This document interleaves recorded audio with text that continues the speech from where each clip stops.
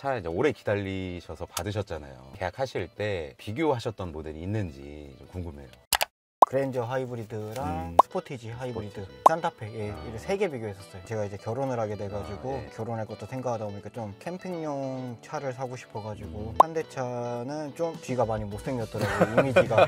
네, 제 개인적으로는 좀 별로였어가지고 이 차를 선택하게 됐습니다. 하이브리드만 쭉 보셨잖아요. 네, 맞아요. 근데 하이브리드를 선택하신 뭐 이유가 딱히 있습니까? 일단 기본적으로 다 생각하시는 것처럼 저는 이제 연비 그리고 정숙성, 경유차를 타다 보니까 제 차가 이렇게 시끄러운지 몰랐는데 경유차에서 지금 하이브리드로 넘어오다 보니까 차가 너무 조용해서 너무 좋더라고요. 그리고 또 연비도 확실히 좋더라고요. 그렇죠. 아까 전에 여쭤보니까 네네. 한 달에 한 2,000km 정도 좀 넘게 타시는 것 같아요. 네, 맞아요. 그렇게 이제 타시는 분들은 아마도 하이브리드를 선택하시는 것도 나쁘지 않고 주행거리가 많으신 분들뿐만 아니라 유지 비용에서 좀 아끼고 싶다 하시는 분들이 있어요. 그런 분들도 하이브리드는 하셔도 좋을 것 같다라는 생각이 이제 들었습니다. 4가지 트림이 있어요. 노블레스 트림을 선택하신 이유가 궁금합니다. 원래 시그니처나 그래비티도 다 봤었는데 저한테 지금 필요한 기능은 딱 노블레스에 다 들어가 있고 제가 필요한 옵션들만 몇 가지만 넣으면 딱 될 거라고 생각해서 전 노블레스를 선택했습니다. 노블레스가 1등이더라고요. 그러니까 가장 많이 선택을 하시는 트림인데 가장 좀 실용적인 기능들만 딱 들어가 있는 그런 트림이라서 인기가 많다고 보시면 될 것 같고, 그리고 이제 5, 6, 7인승이 있잖아요, 이 차량. 네네. 5인승을 사셨어요. 이유가 따로 있으실까요? 뒷자리가 소렌토는 6인승 가는 순간 좁아지더라고요. 산타페처럼 뒤가 엄청 넓으면 좀 효율이 날 텐데 이거는 딱 5인승 차다라고 생각을 하게 됐어요. 아마 6인승 선택하시는 분들은 2열이 좀 더 고급져가지고 이게 독립 시트잖아요. 맞아요, 맞아요. 그것 때문에 선택하시는 분들이 좀 있기도 하고. 그러네요. 어찌 됐든 여러분의 선호도에 맞게 뭐 선택을 하시는 거다 보니까 다음은 이제 노블레스 트림에 뭐 4가지 옵션 추가하셨어요. 컬러 옵션까지 추가해가지고 가장 만족스러운 옵션이 어떤 거다? 드라이브 와이즈랑 선루프. 요거는 이제 제가 만족하기보다는 가족들이나 연인 그리고 뒷자리 타시는 분들이 개방감이 엄청나다고 하더라고요. 그죠. 처음에는 몰랐는데 이게 열어놓고 타다가 닫아놓으면은 많이 답답하다고 하더라고요. 차박 좋아하시는 분들은 전 진짜 100% 추천드립니다. 스타일 옵션 또 많이 선택하시는데 저는 이거 좀 기아에서 그냥 넣어주면 안 되나 그 생각도 해요. 기본적으로 넣어주면 될 거를 굳이 옵션으로 넣었는데 후회하진 않습니다. 그런 거에 대해서. 바퀴도 스타일을 넣어야 이제 블랙 휠에 18인치 들어가고. 저는 이제 궁금했던 게 헤드업 디스플레이랑 빌트인 캠을 안 넣으셨어요. 이유가 있나요? 빌트인 캠 없었으면 했을 건데 굳이 빌트인 캠까지 달고 싶지는 않았어요. 그렇죠. 제가 많이 검색을 해봤는데 그 돈을 줘가면서 필요한 옵션은 아니더라고요. 합리적으로 생각해서 뺐습니다. 제가 항상 말씀드리는데 기아는 예전부터 그 헤드업 디스플레이랑 뭘 항상 묶어놔요. 빼면 훨씬 더 설득률이 올라갈 거거든요. 네, 맞아요. 근데 왜 굳이 계속 묶어놓는지 수익성 때문에 그렇다고 하면 할 말은 없지만 헤드업 디스플레이 하나 단독으로 옵션을 빼놓으면 저는 훨씬 더 많은 분들이 선택할 거라고 생각하고. 네, 저도 그랬으면 달았을 거예요. 그다음 프리미엄 크렐 사운드 스피커 옵션이 제 노래를 그렇게 크게 듣지 않아가지고 저한테 또 필요하지 않다고 생각해서 뺐는데 제 친구도 똑같은 차인데 달았는데 큰 차이가 없다, 후회한다 라는 얘기를 하더라고요. 친구는 이제 구매 관련해가지고 네네. 차 통해서 견적은 받으시진 않았잖아요. 네, 맞아요. 대리점에서 받으셨고 실제로 차량을 1년 10개월 정도 오래 기다렸죠. 기다리시고 중간에 이제 페이스리프트가 된다고 해가지고 이제 또 미루시고. 네, 맞아요. 그렇게 해서 정말 오랜 기간 기다리셔서 받으셨는데 4,460만 원을 일시불로 결제를 하셨어요. 네, 맞아요. 개차 오토 캐시백 때문에 일시불로 했습니다. 저도 많이 찾아보고 유튜브 통해서 알게 됐는데 처음에 사기인 줄 알았어요. 큰 돈이 한 번에 가니까 제 이름으로 된다고 해도. 근데 하지만 저는 다 받았습니다. 총 얼마 받으셨죠? 93만 원 정도? 오토 캐시백 받았습니다. 정확한 금액은 지금 화면에 나오고 있겠지만 결제 금액의 2.1% 받으셨습니다. 작년 12월에 결제를 하셨고 그 당시 아마 맥스가 뭐 2.4%까지도 됐던 걸로 뭐 기억은 하고 있는데 어쨌든 2.1%를 받으셨고 적지 않은 금액이에요. 여러분들께서도 차량 결제를 앞두고 계신 분들은 영상 고정 댓글에 보면 개차 오토 캐시백 신청하기 링크가 있거든요. 지금 이 영상을 촬영하는 지금 이 시점에는 2%가 최대입니다. 결제 앞두고 계신 분들이 영상 고정 댓글 오토 캐시백 신청하기 링크를 클릭하셔서 신청하시면 누구나 받으실 수 있는 돈이라고 알아주시면 되고요. 그리고 차량 결제하실 때 어찌됐든 신용카드를 만드시잖아요. 신규로 하시기 때문에 그 유지 조건 어떻게 됩니까? 저의 유지 조건은 카드를 7개월 동안 유지하는 거였습니다. 따로 얼마 이상 사용해라 이런 조건 전혀 없었습니다. 이게 되게 중요하거든요. 예를 들어서 캐시백은 많이 주는데 월에 30만 원 이상 7개월 써야 된다. 이러면 210만 원을 써야 돼요. 여러분들께서 의무적으로. 그렇기 때문에 오토 캐시백을 이용하실 때 발급받는 카드의 유조건이 어떤지 혹은 사용해야 하는 한도가 어떤지 이걸 꼭 체크를 하셔야 되는데 많은 분들이 좀 누락을 하고 계신 것 같아요. 저는 항상 유지 조건이 최소인 조건으로 말씀을 드리는 거고 좀 참고해 주시기 바라고요. 오토 캐시백 진행하실 때 아까도 말씀해 주셨듯이 좀 네. 불안하잖아요. 네, 그렇죠. 충분히 이해합니다. 근데 진행하시면서 뭐 만족스러웠던 거나 혹은 뭐 이런 점들이 불편했다. 그냥 시원하게 말씀해 주시면 됩니다. 첫 번째로 만족했던 거는 진짜로 돈이 들어온다. 네. 생각보다 그 금액이 2.1%인데 저한테는 매우 그죠, 컸습니다. 네. 그죠. 거진 100만 원 돈인데 이 100만 원으로 저는 차에 더 투자를 할 수 있게 됐고 주변 분들한테 차턱이라고 또 내야 되는데 네. 차턱 내셨습니까? 네. 저는 그 돈으로 차턱도 냈습니다. 여러분들도 이왕에 큰 금액 주시고 차량 구매하시는 거잖아요. 그럴 때 이런 혜택 찾아서 받으시는 거 굉장히 중요합니다. 모르고 차량 출고까지 하잖아요. 끝까지 못 받아요. 이거는 꼭 신청하셔서 받으시기 바랍니다. 저는 그리고 매달 영상으로 해당 월의 조건을 올려드리고 있으니까 차량 출고 예정이시라면 구독하시고 제가 매달 올려드리는 영상 참고하시면 그 달에 최대 혜택을 받으실 수가 있어요. 페이스리프트까지 기다리면서까지 이제 오랜 시간 기다리셨잖아요. 네네. 실내 많이 바뀌었습니다. 네, 맞아요. 가장 만족스러운 거 어떤 것들이 있을까요? 가장 만족스러웠던 거는 요 화면이죠. 이 네. 일체형. 네, 화면이 가장 마음에 들더라고요. 이게 깔끔하게 전체적으로 넓어져서 그리고 좋더라고요. 이게. 전체적으로. 네. 그렇죠. 공간이 워낙 넓죠. 네. 1열뿐만 아니라 2열하고 트렁크 실제로 공간감이 어떤지. 일단 확실하게 2열에 타신 분들은 100% 다 만족했습니다. 네. 뒷자리에 이런 이제 텀블러를 넣을 수 있는 공간이 있어요. 이런 것들이 참 좋아하더라고요. 모든 분들이. 트렁크에 뭐 짐을 실을 때 네네. 뭐 불편하거나 그러진 않으시죠? 뭐 공간이 좁아서 뭐 그렇다거나. 공간 정말 넓습니다. 네. 그리고 출발하기 전에 버튼들을 조작하실 때 네. 편의성이라든지 이런 건 좀 어떤가요? 불만이 있으실 수도 있고. 불만은 공조개? 네, 있죠. 네, 공조개. 저는 이게 처음에 공조개가 적응을 못했어요. 이게 왔다 갔다 해야 돼가지고. 그죠. 지금은 적응을 해서 잘 사용하긴 하는데 만약 저보다 나이가 좀 있으신 분들이나 차에 좀 익숙하지 않으신 분들은 조작하기 좀 힘들 것 같더라고요.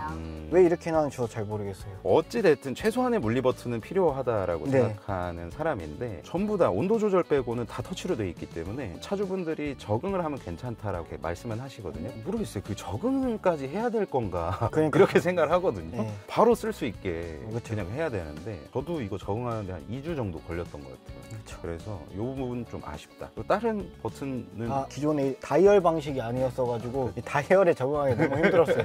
예전에는 기어 노브로 이제 네, 하시다가 맞아요. 이것도 어떻게 보면 이제 적응하기가 조금 시간이 필요한 맞아요. 그런 거죠. 그래도 버튼식보단 낫습니다.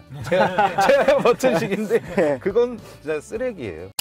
많은 분들이 승차감을 먼저 물어보거든요. 너무 오래된 차에서 넘어와서 그런지 모르겠는데 전 좋더라고요. 그 전에 타셨던 소렌토는 약간 물렁했나요, 이게? 아니요, 걔도 좀 딱딱했어요. 아, 이렇게 딱딱한 느낌 났었는데 네. 얘도 살짝 딱딱한 느낌이 있는데 근데 저는 괜찮아. 오히려 네. 약간 좀 단단하다고 해야 되나? 항상 말씀드리지만 이게 뭐라고 표현해야 될지 모르겠어요. 침대로 따지면 하드랑 소포트 딱 중간에. 네, 딱 그 중간 어딘가에 있는 딱 그런 승차감이라고 보시면 될 것 같아요. 이제 저속으로 지금 가고 있지만 네네. 고속에서의 또 승차감 무시를 할 수가 없거든요.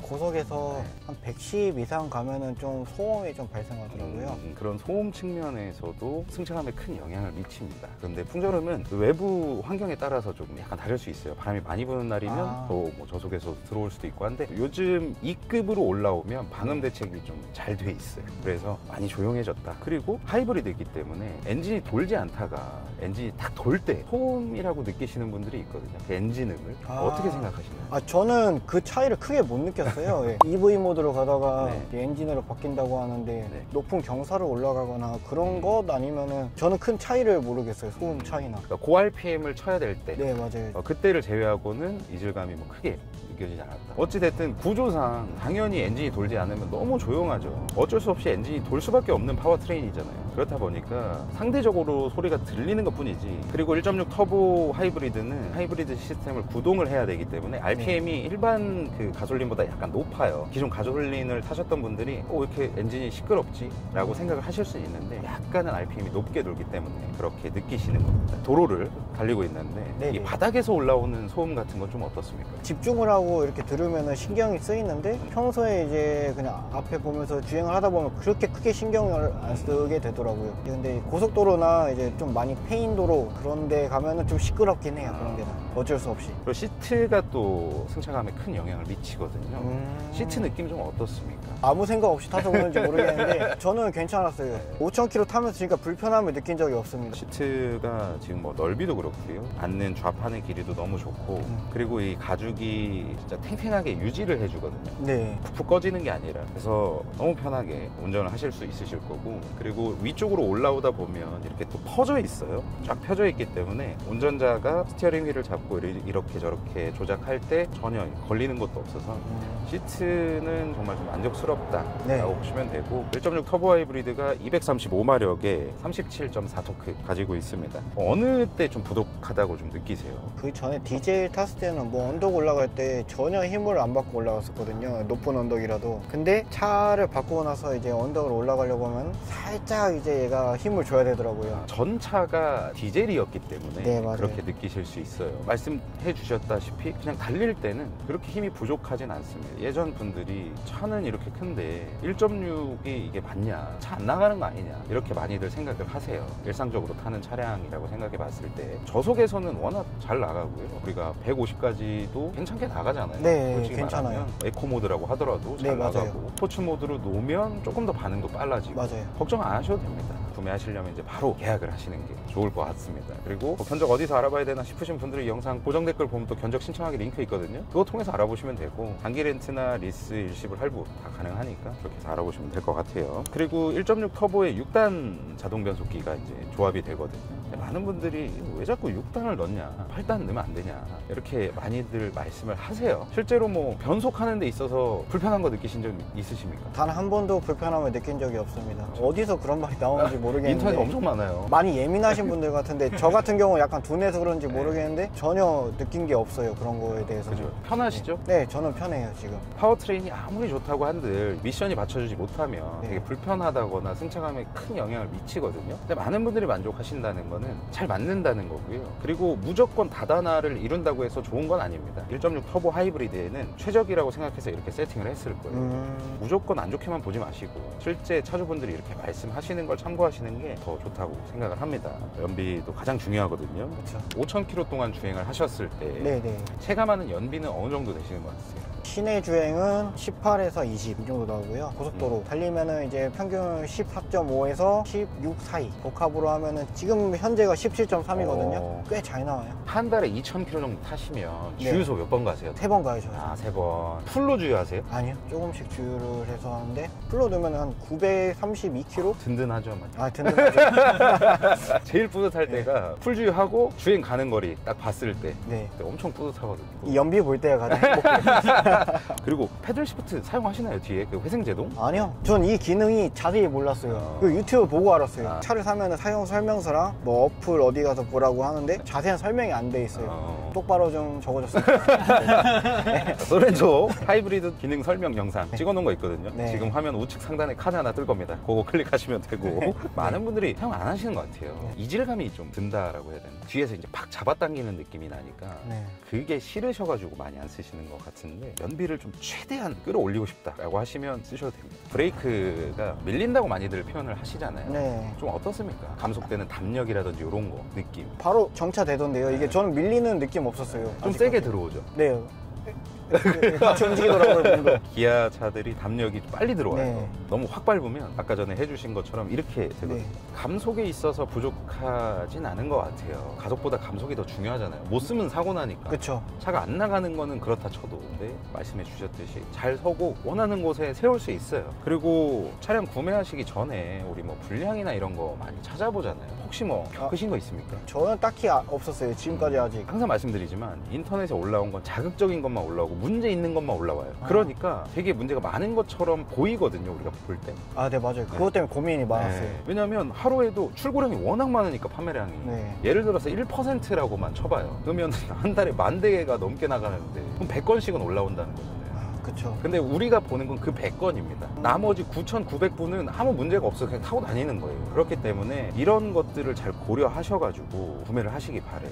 그리고 옵션도 들어가고 기본적으로 너무 많은 기능이 있잖아요. 가장 만족스러운 편의 기능 어떤 거 있습니까? 운전할 때 가장 편의 기능은 이제 드라이브 와이즈. 장시간 운전할 때 네. 정말 편하더라고요. 추돌 사고도 방지가 있어가지고 그렇죠. 그냥 목숨 하나 더 추가한다고는 생각으로 저 같으면 답니다. 그 정도는 무조건 투자하는 거에 저는 추천해드리고 있습니다. 안전에 있어서는 타협을 보시면 안 됩니다. 그리고 스마트 크루즈 컨트롤 대단히 좀 만족을 하신다고 하는데 이거를 못 믿어서 안 쓰시는 분들이 있어요. 전반적인 운전에 대한 피로도가 워낙에 이제 좋아지다 보니까 장거리 가셔도 물론 이제 힘들죠. 오래 운전하는 건 힘들지만 순수 조작하는 거에 비해서는 확실히 좋아요. 이제 마지막으로 이 차량의 점수를 매긴다면 100점 만점 기준에 저는 100점 만점에 80점을 주겠습니다.